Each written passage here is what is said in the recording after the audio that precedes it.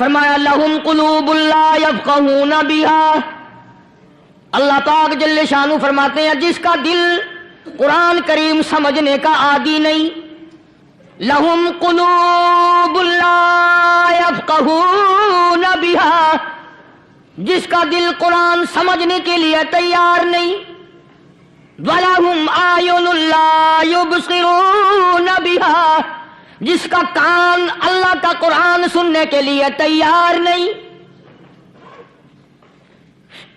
أَمْ لَهُمْ آذَانٌ لَا يَسْمَعُونَ بِهَا، أَمْ لَهُمْ آذَانٌ يَسْمَعُونَ بِهَا، جس کا کان خدا کا قرآن سننے کو تیار نہیں۔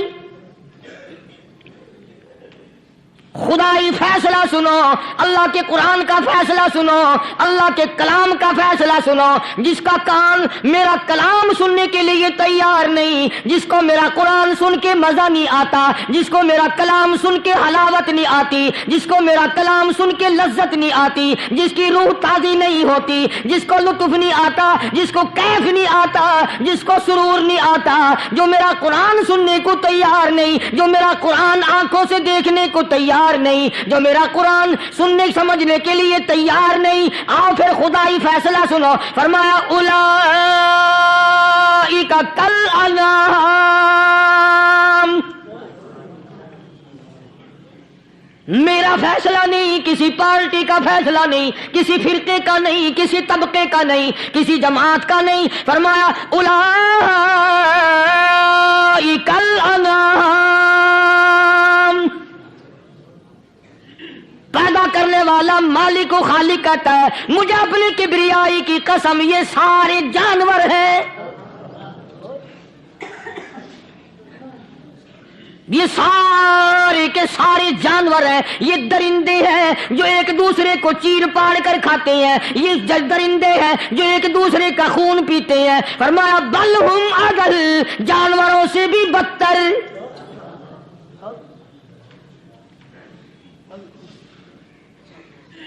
جس کے دل میں قرآن سن کر ترس نہیں، جس دل میں رحم نہیں، اپنے سے کمزور دیکھ کر جس کے دل میں شفقت نہیں، مہربانی کا مادہ نہیں، فرمایا وہ کوئی بندہ ہے، وہ تو جانور ہے، اور خدا قسم میں آ گیا فرمایا بل ہم اضل، اس سے بھی بدتر۔ اللہ والے جو ہیں وہ ان خصلتوں کو دور کراتے ہیں، اور وہ آدمی کے مزاج اور دل میں سے ایسی چیزیں نکالتے ہیں جو اس کی بربادی کا ذریعہ بنتا ہے۔ دل کی بیماریوں کا کسی کو فکر نہیں، بخار ہو جائے آپ چڑھ جائے آپ کو پتہ چل جاتا ہے، نزلہ ہو جائے آپ کو پتہ چل جاتا ہے، کھانسی ہو جائے پتہ چل جاتا ہے، دل کی بیماریوں کا کیا پتہ چلے؟ صحابہ اکرام رضوان اللہ تعالی علیہ مجمعین کی جماعت کے اللہ پاک کے محبوب حضرت محمد الرسول اللہ صلی اللہ تعالی علیہ وسلم نے دلوں کی صفائی کی۔ پہلے لوگ جھونپڑیوں میں کچے کوٹھوں میں رہتے تھے، نہ اتنی صفائی تھی نہ اتنی ترقی تھی۔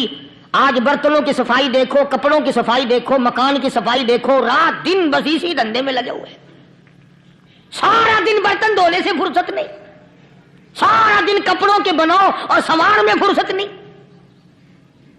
تو اللہ والے ایسے موقع پر بڑی عجیب بات کہتے ہیں، وہی مجذوب ہے، مجذوب علی رحمت کہتے ہیں بظاہر تو ہر شے میں بے حد صفائی، بظاہر تو ہر شے میں بے حد صفائی، مگر دل میں ہے گندگی انتہائی۔ بظاہر تو ہر شے میں چہرے کی صفائی، بدن کی صفائی، نہ جانے کتنی قسم کا صابن ہے، نہ جانے کتنی قسم کے پاؤڈر ہیں، نہ جانے کتنی قسم کے شیمپو ہیں، نہ جانے کتنی قسم کے کپڑے ہیں، کیا چال ڈھال ہے، کیا نئے نئے ڈیزائن ہے۔ مجذوب کہتا ہے سب کچھ دیکھ لیا، بظاہر تو ہر شے میں بے حد صفائی، مگر دل میں ہے گندگی انتہائی۔ جس یار کی بیٹھک میں بیٹھ کے کھانا کھایا، جس رشتہ دار کی بیٹھک میں بیٹھ کے کھانا کھایا، اسی کی بہن کو دیکھ کر آبرو پہ ڈاکہ ڈالنے کا پروگرام ہے۔ جس دوست کے گھر میں بیٹھ کے کھانا کھایا، اسی دوست کی بیوی کی عزت لوٹنے کا پروگرام ہے۔ پرانے زمانے میں اب بھی دلی جیسے شہر میں اگر دعوت کی جاتی ہے تو وہاں ایک تستری میں نمک آتا ہے سب سے پہلے. عرب میں بھی دستور تھا پرانے زمانے میں، اگر کوئی دعوت کرتا، کوئی تقریب کرتا، سب سے پہلے نمک آتا تھا. ایک ایک انگلی ہر شخص نمک چاٹتا تھا. کیا مطلب؟ جس نے نمک چاٹ لیا اب وہ نمک حرامی نہیں بنے گا. اس گھر میں چوری کرنا، اس گھر کی آبرو کا غلط تصور لانا، اس گھر کے مال میں خیانت کرنا وہ حرام سمجھتا تھا جس گھر کا میں نے نمک چکھ لیا. اور مسلمانوں کی بات نہیں، ہندوؤں کی بھی یہ باتیں تھی. مولانا محمد علی صاحب جلندری سب قید رحمت اللہ علیہ فرمایا کرتے تھے کہ ایک سکھ تھا بہت بڑا ڈاکو، مسلمان اور ہندو مل کر اس کو ساتھ ملا کر کے لے گئے کہ یہاں اس گاؤں میں اس پنڈ میں ڈاکہ ڈالے. سفر کر کے گئے، تکلیف اٹھا کے گئے. اس سکھ ڈاکو نے پوچھ لیا کہ یہ کون سا گاؤں ہے کہ یہ فلانا ہے. اچھا سارے کے سارے یہ تلاش کرو، یہ سوچ بچار کرو اپنے پنڈ کی، اپنے علاقے کی، کسی مسلمان کی، کسی ہندو کی، کسی سکھ کی، کسی چوڑے چمار کی اس گاؤں میں لڑکی تو نہیں. ہمارے یہاں سے کوئی لڑکی تو شادی ہو کے یہاں نہیں آئی ہوئی. ان ساروں میں سے کہنے لگا کہ ہمارے بھنگی کی لڑکی جمعدار کی یہاں آئی ہوئی ہے. کہنے لگا واپس چلو، بیٹی بیٹی ہے چاہے بھنگی کی ہو یا نواب کی ہو. ارے کل بیٹی کا ڈولا دیا تھا، آج ڈاکہ ڈالیں گے، شرم نہیں آئے گی؟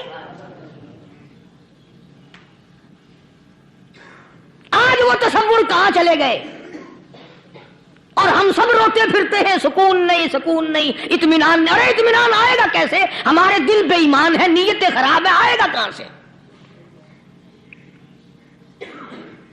صحابہ کرام رضوان اللہ تعالی علیہ مجمعین کی جماعت نے اس قدر اس بات پہ محنت کی اور کوشش کی کہ غلط لقمہ بھی پیٹ کے اندر نہ چلا جائے.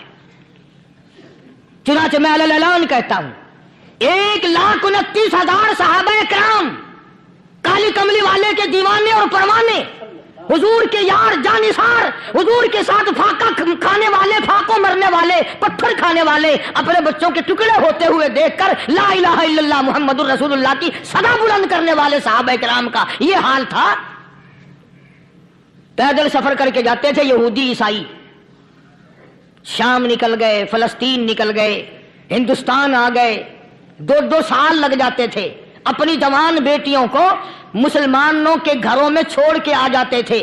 کبھی نگاہ نبوت نے جن کو رنگ دیا تھا کبھی کسی صحابی پہ ذرہ برابر الزام نہیں لگا.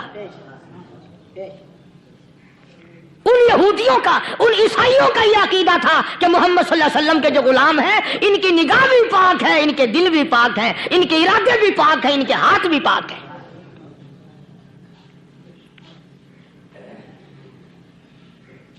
مصر کے گورنر نے، مصر کے جنرل کرنل نے خط لکھا سیدنا فاروق اعظم رضی اللہ تعالی عنہ کی خدمت میں.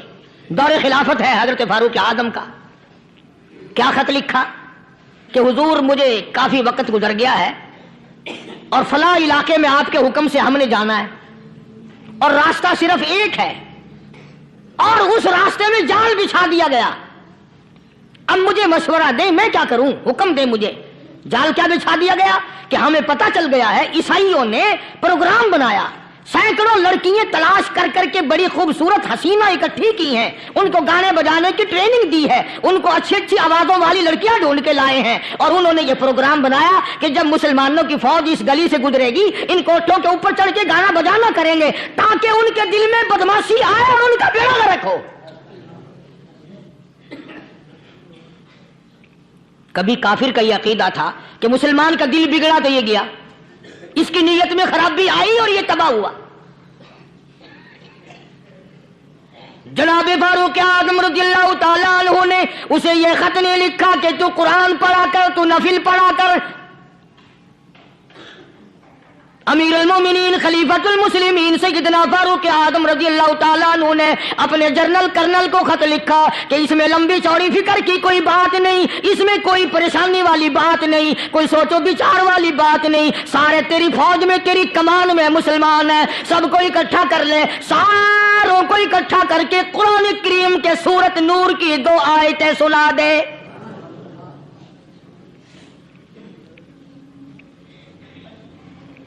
یہ بھی نہیں فرمایا کہ سزا سناؤ اتنے کوڑے لگیں گے، جو خلاف کرے گا یوں قید ہوگی، یوں کوٹ مارشل کر دیا جائے گا، کچھ نہیں۔ جناب فاروق اعظم رضی اللہ تعالیٰ عنہ کی رائے دیکھو، ان کے خیال میں قرآن کریم میں اتنی بڑی طاقت ہے، اتنی بڑی عظمت ہے، اتنی بڑی کرامت ہے، کلام الہی میں اتنا بڑا شرف ہے، اعلان کر دیا، فرمایا اپنے کرنل کو ساری فوج کو، لشکر کو اکٹھا کر کے قرآن کریم کی فلاں فلاں آیت سنا دے، اور اس کے بعد بے دھڑک فوج کو، لشکر کو اسی راستے سے گزار کے لے جا، بے دھڑک لے جا۔ ہائے کبھی قرآن کی 2 آیتوں سے کام بن جاتا تھا، اب سارے قرآن سے میرا تیرا کام نہیں بنتا۔ قصور قرآن کا نہیں ہے، یہ میرا تیرا ہے، یہ تو اتنی وفادار کلام ہے، اتنی پاک کلام ہے، خدا کی قسم ہزاروں رجسٹروں کے گتے، ہزاروں چائے کے ڈبے، ہزاروں مٹھائی کے ڈبے، لاکھوں کروڑوں دوائیوں کے ڈبے گندے نالوں پہ، کوڑیوں پہ، روڑیوں پہ پڑے ہیں، اور جس گتے نے قرآن کے ساتھ یاری لگا لی، خدا کی قسم کوئی آدمی بغیر وضو اس گتے کو بھی ہاتھ نہیں لگا سکتا۔ ہزاروں نہیں لاکھوں کپڑے مارکیٹ میں پڑے، پر جس کپڑے نے قرآن سے یاری لگا لی، جو کپڑا جسدان بن کر قرآن پہ چڑھ گیا، لوگ اس کو بھی چومتے ہیں، اور چومنا چاہیے۔ یارو کپڑے نے قرآن سے یاری لگائی تو کپڑا عظمت والا بن گیا، گتے نے یاری لگا لی تو گتا بن گیا۔ ہزاروں قسم کے کاغذات روزانہ ذلیل ہوتے پھرتے ہیں، جس کاغذ پہ قرآن لکھا گیا وہ عظمت پا گیا، جس سیاہی سے قرآن لکھا گیا وہ سیاہی عظمت والی بن گئی۔ ارے اگر مسلمان قرآن کو اپنے اندر پیدا کر لے، اس کی عظمت کو بسا لے، اس کو اپنا لاہ عمل بنا لے، اس کو اپنے سر پہ رکھ لے، تو کیا یہ بندہ قرآن کے ساتھ وفاداری کرے تو قرآن کیا خیال ہے قرآن بے وفائی کر دے گا؟ یقین نہیں، یقین اصل بات اعتقاد کی ہے۔ یقین کا تو یہ عالم بنا ہوا ہے کہ اگر کوئی چوری کا معاملہ ہو جائے اور کسی پر شبہ ہو، اگر اسے کہو کہ قرآن اٹھا دے تو دیر نہیں لگائے گا، اور اگر کہے کہ فلانی خانگاہ کا کنڈا مار دیا کہ یہ کام میں نہیں کرتا۔ خانگاہ کے کنڈے پہ ایمان ہے، قرآن پہ ایمان نہیں۔ اس پر یقین ہے کہ پیر اندھا کر دے گا، اور یہاں یقین نہیں کہ جس خدا نے پیدا کیا اگر میں نے جھوٹا قرآن اٹھایا تو وہ برباد کر دے گا۔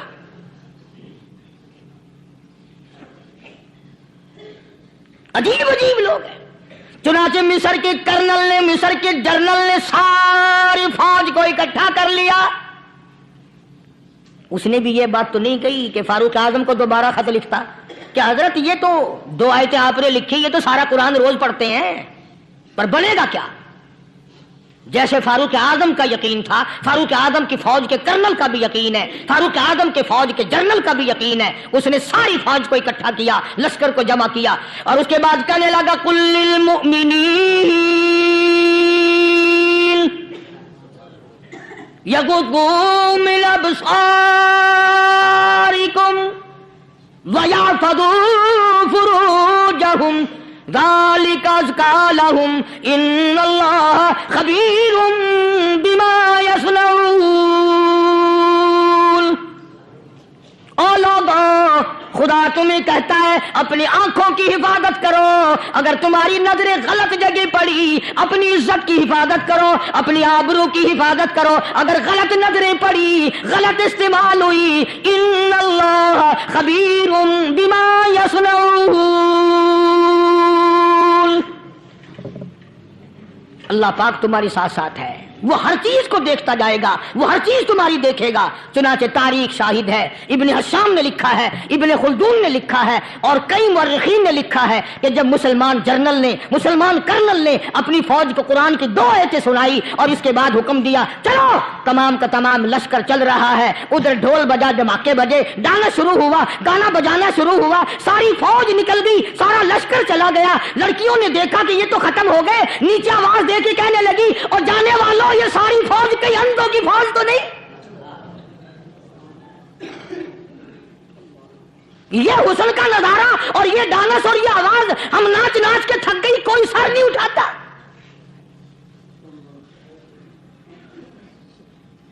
اور آج دیکھ لیں آپ، ہر گھر کے اوپر وہ لگا ہوا ہے ایریل، لعنت کا ایریل لگا ہوا ہے، لعنت کا ایریل۔ हाजियो तुम क्या कहते हो कि हमारे घर का इसमें क्या बिगड़ेगा? खुदा की कसम वो बिगड़ता है, वो दीमक लगती है, वो तबाही फिरती है, तुम्हें पता भी नहीं चलता। तुमने क्या सोच रखा है? मुसलमान कर्नल के हुक्म पे सारी फौज निकल गई। नाचने वाली गाने वाली लड़कियां ईसाइयों की हैरान है। क्या हुआ? लाखों की तादाद में फौज गुजर गई, कोई निगाह उठा के नहीं देखता। एक मुसलमान सिपाही गुजरता गुजरता नीची नजरें किए किए कहने लगा, सर कैसे उठाए, निगाह कैसे कोई उठाएगा? ये सारे के सारे अल्लाह का कुरान सुनकर आए हैं।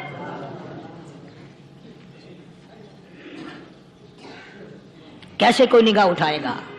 कैसे कोई सर को उठाएगा? ये सारे के सारे अल्लाह का कुरान सुनकर आए हैं। उनका अमल हुआ ना कुरान पे, उनके अमल का कितना बड़ा असर पड़ा। मुर्रिखीन ने लिखा, इब्ने हिशाम लिखता है, ईसाई लड़कियों ने छलांगे लगा दी, कोठी से नीचे आ गई, कहने लगी, ओ मुसलमानों वो कुरान हमें भी सुना के जाओ जिसमें इतनी स्पिरिट है, इतनी ताकत है, जो हुस्न के नजारे से रोक दे, जो गाने बजाने से रोक दे। ये तो आदमी के दिल का सुकून है, ना गाना सुनते हो ना हुस्न का नजारा करते हो। जाते वाले यूं ना जाओ, हमें भी वो कुरान सुना के जाओ।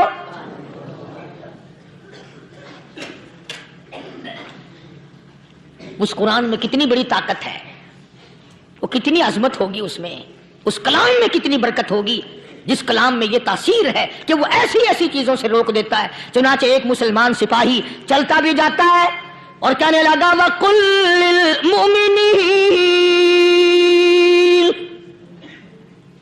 वकुल्लिल मुमिनीन, कुरान की आयत पढ़ के सुनाई। सैकड़ों नहीं बेशुमार लड़कियां एक मुसलमान की जुबान से अल्लाह का कुरान सुन के कहने लगी, और जाने वालों छोड़ के ना जाओ, हमें भी कलमा पढ़ाओ।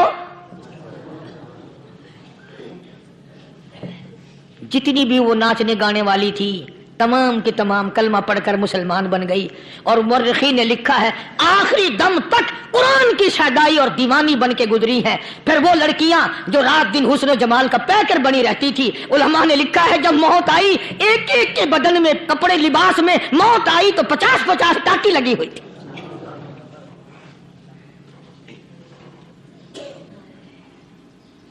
बज़ाहिर तो आज भी बड़ी झाड़ा पूंजी है, बड़ी सफाई है, बड़ी दौड़ धूप है।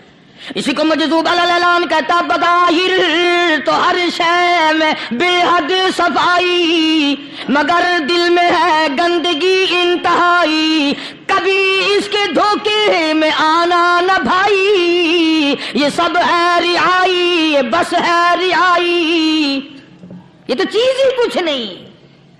बड़े बड़े धंधे हमने पलटते देखे, बड़े बड़े निजाम बिगड़ते देखे। मोहम्मद अरबी सल्लल्लाहु ताला अलैहि वसल्लम के दरबार में बड़े बड़े लोग आते थे।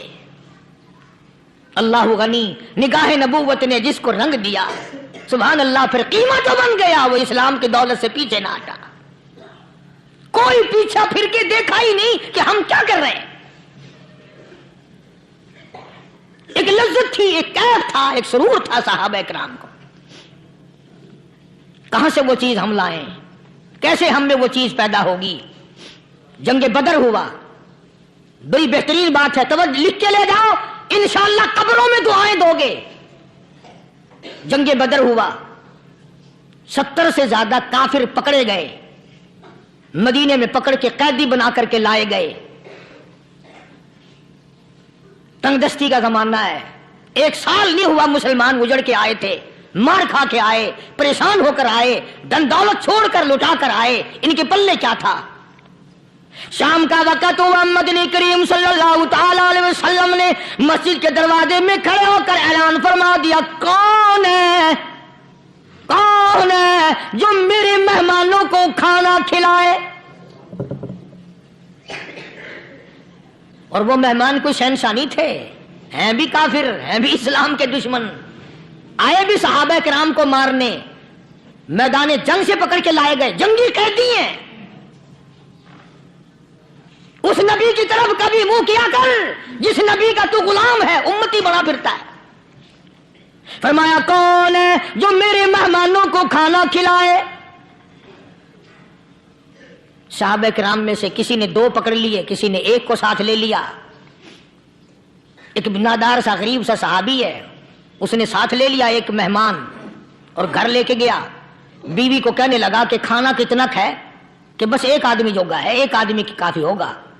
کان میں کہنے لگا اپنی بیوی کے، دستور تھا عرب کا، مہمان اور میزبان اکٹھے کھایا کرتے تھے۔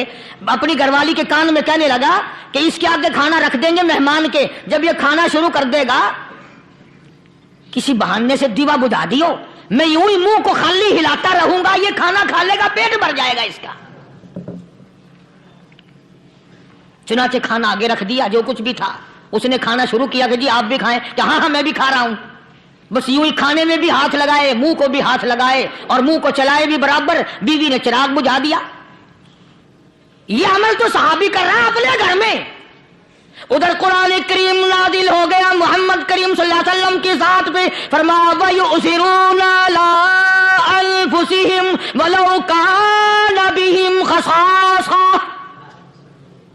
وَمَن يُوقَ شُحَّ نَفْسِهِ فَأُولَٰئِكَ هُمُ الْمُفْلِحُونَ۔ اور میرے محبوب مبارک ہو، تیری امت میں ایسے لوگ بھی ہیں جو اپنا منہ خالی ہلا رہا ہے، بیوی بھوکی بیٹھی ہے، چراغ بجھائے بیٹھی ہے اور اپنے ہاتھ کو خالی چلا رہا ہے اور میرے بندے کا پیٹ بھر رہا ہے۔ اور میرے محبوب مجھے اپنی عظمت کی قسم، میں تیری ان دیوانوں پہ جنت واجب کر چکا۔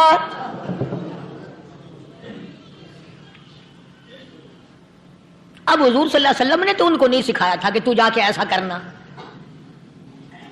قدرتی مزاج ایسا بنا دیا تھا۔ ایک اور موقع ہے مدینے پاک میں، جنگی قیدی اور جگہ سے اسی طرح سے آئے۔ ایک صحابی ایک اور آدمی کو، جنگی قیدی کو کافر میں گھر لے گیا۔ بیوی کہنے لگی کہ 1 ہی آدمی کا کھانا ہے بس، انہوں نے کہا اس کو دے دو۔ وہ کافر جنگی قیدی کہنے لگا جی آپ بھی کھائیں، کہنے لگا بھی بات ہے صاف، 1 آدمی کا کھانا ہے، تو کھانا کھا، میں درخت کے پتے چبا لیتا ہوں۔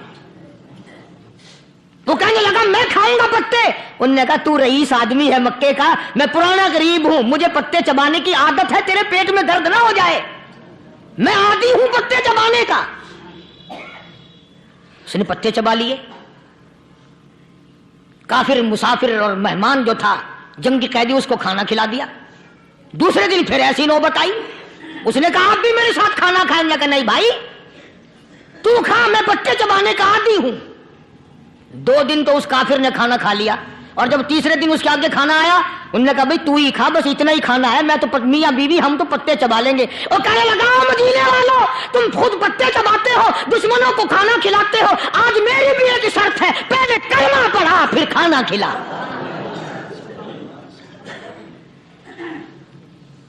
آج میری بھی ایک شرط ہے۔ 2 دن کے عمل نے کفر کو مٹا دیا، اسلام چمک گیا۔ 2 دن کے عمل نے، میرا تیرا 60 سال کا عمل ہے، کبھی کسی کافر کو مسلمان بنایا؟ الٹے ہی کام، ہر غلط، ہر معاملہ الٹا ہی ہے۔ ہر آدمی بیزار ہوتا ہے، یار دین تو کچھ نہیں، یار اسلام کچھ نہیں، یارو ایمان کچھ نہیں۔ اسی کو قرآن کریم نے للکار کے آواز دے کے فرما دیا لوگوں ایسی گڑبڑ نہ کرو ورنہ میں وہ خدا ہوں۔ فَأَخَذَتْكُمُ الصَّاعِقَةُ وَأَنْتُمْ تَنظُرُونَ۔ جبریل امین نے ایک چیخ ماری، ساری قوم کے جگر پھٹ گئے۔ میں وہ خدا ہوں، لا ترکضوا وارجعوا الی ما اترفتم فیہ ومساکنکم لعلکم تسألون۔ لوگ مکان چھوڑ کے بھاگتے ہیں، ماحول چھوڑ کر بھاگتے ہیں، معاشرہ چھوڑ کر کے بھاگتے ہیں۔ خدا کہتا آؤ، جن مکانوں پہ تمہیں ناز تھا وہ یہ کھڑے بھاگ آ رہے ہو۔ اسی کو قرآن کریم کہتا ہے ان الذین قالوا ربنا اللہ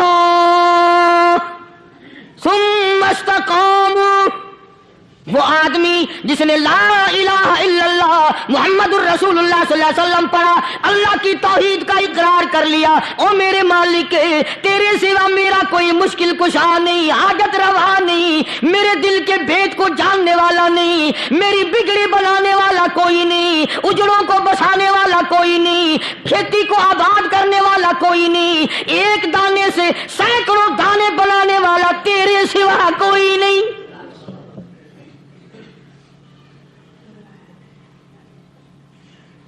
کھیتوں میں جاؤ، کبھی یہ تو سوچو کہ دنیا میں حکومتوں نے کتنے مل لگا رکھے ہیں، چینی کے شکر کے کتنے مل ہیں، کتنے ڈیپو ہیں، پھر بھی قلت ہو جاتی ہے۔ اور یہ اللہ میاں نے کتنا میٹھا کیلے میں، سنترے میں، مالٹے میں، انگور میں، سیب میں، کبھی یہ بھی سنا کہ اللہ میاں کا شوگر مل فلاں علاقے میں لگا ہوا ہے؟ کبھی یہ تو دیکھو کہ یہ قدرت کاملہ کے سوا اور کون پیدا کر رہا ہے؟ فرمایا جس نے اللہ کی توحید کا اقرار کر لیا، محمد عربی صلی اللہ علیہ وسلم کی ختم نبوت کا اقرار کر لیا، خدا کے بعد خدا کوئی نہیں، مصطفیٰ کے بعد نبی کوئی نہیں۔ پھر قرآن نے شرط لگائی ثم استقاموا، پھر اس پر جمع رہے، ڈٹا رہے، یوں نہیں کہ کبھی ادھر لڑک گیا کبھی ادھر لڑک گیا۔ لوگ تو بدل جاتے ہیں، لوگوں کا کیا ہے؟ پچھلے سال کی بات ہے، یہی مغرب کی نماز کے بعد گرمی کے موسم میں یہاں بیٹھا ہوا تھا باہر، آگے شہر کے وہ آدمی وہ کہنے لگے جی ایک کام آئے ہیں۔ میں نے کہا کیا؟ کہ 25,000 روپے چوری ہو گیا ہمارا، بتاؤ ہمیں۔ میں نے کہا مجھے کیا پتا؟ انہوں نے کہا نہیں سارا شہر کہتا ہے کہ قاری نہیں بتا دیتا ہے۔ میں نے کہا اچھا یہ یوں نہیں جانے کا؟ میں نے کہا پھر آدھے لوں گا۔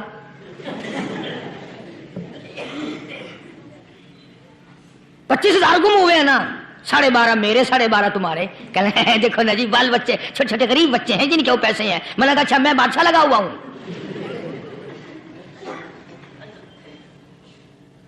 انہوں نے کہا جی سودا مہنگا۔ میں نے کہا پھر کہیں اور چلے جاؤ۔ کتنا میں نے سمجھایا نہیں ماننا کہ اگر ہمیں یوں پتہ چل جائے مولویوں کو ولیوں کو تو پھر یہ لاکھوں کروڑوں پولیس والے رکھنے کی ضرورت ہے بھلا؟ اتنی بڑی فوج کا رکھ کر کیا کریں گے ہم؟ اربوں روپیہ فوج کا خرچہ ہے، 2 ولی، ایک ولی کو اس بارڈر پہ بٹھا دیں گے، ایک ولی کو اس بارڈر پہ بٹھا دیں گے، پھر ہم بڑھانا دیں گے اولیاء کرام رجمت۔ ذہنیت مری گئی، سمجھ نہیں پاتے، دین کے قریب نہیں آتے لوگ، سمجھتے نہیں۔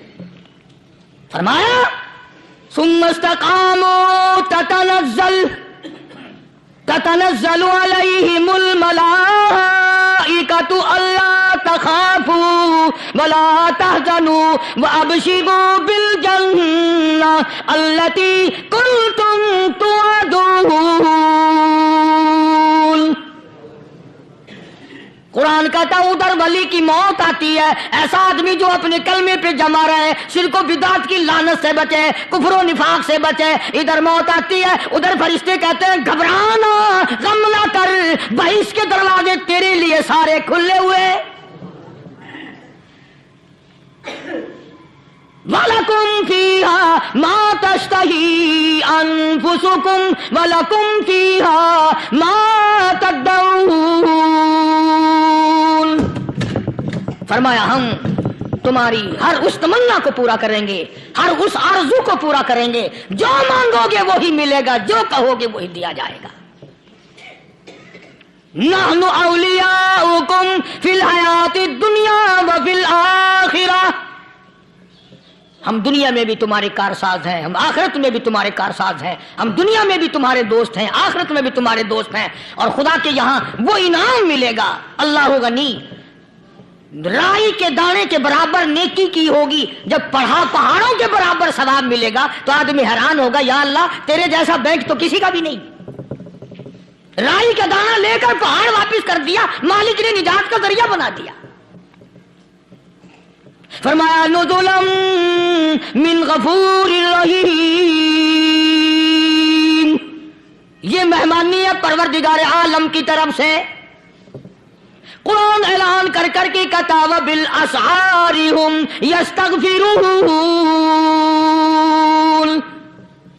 اللہ پاک فرماتے ہیں میرے بندوں کی نشانی یہ ہے کہ وہ آخری رات میں بڑے ویلے سحری کے وقت اٹھ کر استغفار کرتے ہیں، اللہ کے حضور میں معافی مانگتے ہیں، روتے ہیں، عاجزی کرتے ہیں۔ کہتا کہ ایک تڑپ سی دل میں امنگتی ہے، ایک درد جگر میں ہوتا ہے، ایک تڑپ سی دل میں امنگتی ہے، ایک درد جگر میں ہوتا ہے، ہم رات کو رویا کرتے ہیں جب سارا عالم سوتا ہے۔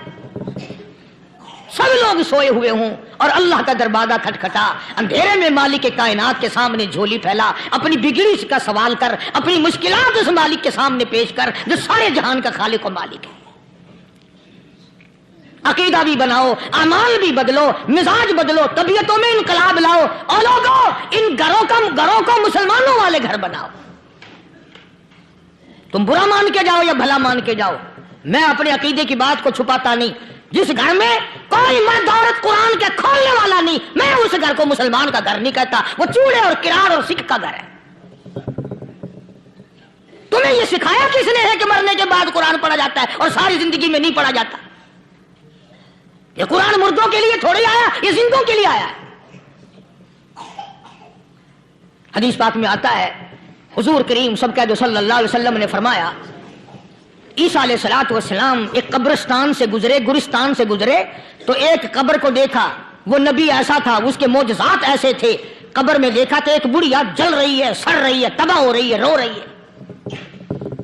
تو عیسیٰ علیہ السلام پناہ کر کے وہاں سے گزر گئے۔ چند دنوں کے بعد جو اسی قبر کے پاس سے گزرے تو عیسیٰ علیہ السلام کو دھیان آیا کہ اس قبر میں ایک بڑھیا بڑی عذاب بھگت رہی تھی، مگر اس دن جو دیکھا وہ تو عیش میں بیٹھی ہے، تخت میں بیٹھی آرام کر رہی ہے۔ سیدنا عیسیٰ علیہ السلام نے اللہ پاک سے سوال کر دیا، الہی مرنے کے بعد تو آدمی کوئی نیکی بھی نہیں کر سکتا، اس نے کیا کر لیا جو اس کا سارا نظام بدل گیا؟ آواز آئی، اے عیسیٰ لکھ کے لے جاؤ یہ بات، حضور کا فرمان ہے۔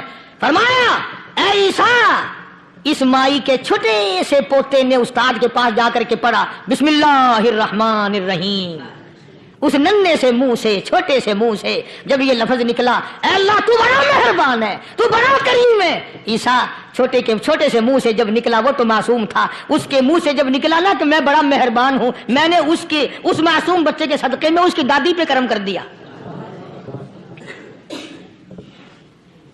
اس کے نام میں بڑی برکتیں ہیں، اس اللہ کا نام لینے میں بڑی برکتیں ہیں۔ گڑ میں مٹھاس ہے، اللہ کے نام میں مٹھاس نہیں۔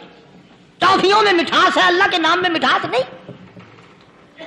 تم نے چکھ کے نہیں دیکھا، اگر تم چکھ لو خدا کی قسم دنیا کی کوئی چیز اچھی نہ لگے اللہ کے نام کے مقابلے میں۔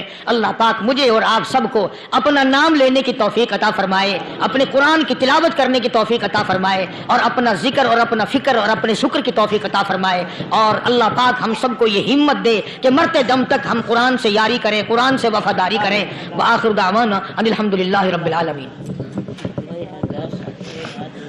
پچھلے جمعے کی بڑی شاندار کیسٹ جو آپ لوگ خود سن کے گئے تھے، اور بھی سب کیسٹیں ہیں، بڑی اعلیٰ درجے کی اولیاء کرام کی جو بھی بیمار ہے یا اللہ سب کے دکھوں کو دور فرما دے، یا اللہ اپنے محبوب صلی اللہ علیہ وسلم کے صدقے میں سب کی تکلیفوں کو دور فرما، سب کی پریشانیوں کو دور فرما، سب کی نیک تمناؤں کو پورا فرما۔ یہ جتنے مرد عورت آئے بیٹھے ہیں یا اللہ ان کو قدم قدم پہ نیکیاں اور قبولیت عطا فرما، یا اللہ سب کے کاروبار میں، سب کی فصل میں برکت عطا فرما، یا اللہ سب کی نیکیوں کو اتنا بڑھا کہ ہمارے لیے ذریعہ نجات بن جائیں۔ یا اللہ ہم سب کے والدین کی مغفرت فرما۔ میرے حاجی صاحب کے لیے بھی دعا کرو جس کا یہ سارا بٹا لگایا ہوا، اللہ تعالیٰ اس کی قبر کو جنت کا باغ بنائے۔ میری والدہ کے لیے بھی، سب کے والدین کے لیے دعا کرو یا اللہ سب کی قبروں کو جنت کا باغ بنائے۔ جس کے عزیز رشتہ دار، اہلیہ، بھائی، بھتیجے، خاندان کے لوگ، وسیب کے لوگ جتنے بھی قبروں میں چلے گئے یا اللہ سب کی مغفرت فرما، سب کے گناہوں کو معاف فرما، یا اللہ سب کو اعلی علیین میں جگہ عطا فرما۔ یا اللہ اس مسجد کے، مدرسے کے جتنے لوگ خدمت گزار ہیں مال و جان میں برکت عطا فرما، یا اللہ ان کو اتنا دے کہ ان کے گھر بھر دے۔ ہاں کوئی ساتھی بتلا رہے ہیں کہ کوکا کولا کا کوئی ساتھی ہے جہاں بھی ہے، اللہ تبارک و تعالیٰ سے استقامت عطا فرمائے. یا اللہ ان سب کو حج بیت اللہ نصیب فرما، سب کو روزے رسول اللہ صلی اللہ علیہ وسلم کی زیارت نصیب فرما، بے اولاد کو اولاد عطا فرما. یا اللہ ہم سب کی اولاد کو نیک صالح اور نمازی بنا. یا اللہ سب کی اولاد کو ہدایت عطا فرما. یا اللہ ہم سب کے گھروں کو نماز اور قرآن سے آباد فرما، مرتے وقت کلمے اور ایمان والی دولت عطا فرما. یا اللہ ہم سب کی عزت آبرو جان مال اپنی امان اور اپنی حفاظت میں رکھ. یا اللہ ساری امت کی مغفرت فرما، سارے پاکستان پہ کرم اور فضل فرما، ساری مخلوق کے ساتھ یا اللہ رحم کا معاملہ فرما. یا اللہ ہماری دعاؤں کو نہ دیکھ، ہمارے اعمال کو نہ دیکھ، اپنے محبوب صلی اللہ علیہ وسلم کے صدقے میں تمام دعاؤں کو قبول فرما. صلی اللہ علیہ حبیبہ محمد وعلی آلہ واصحابہ اجمعین برحمتک یا ارحم الراحمین.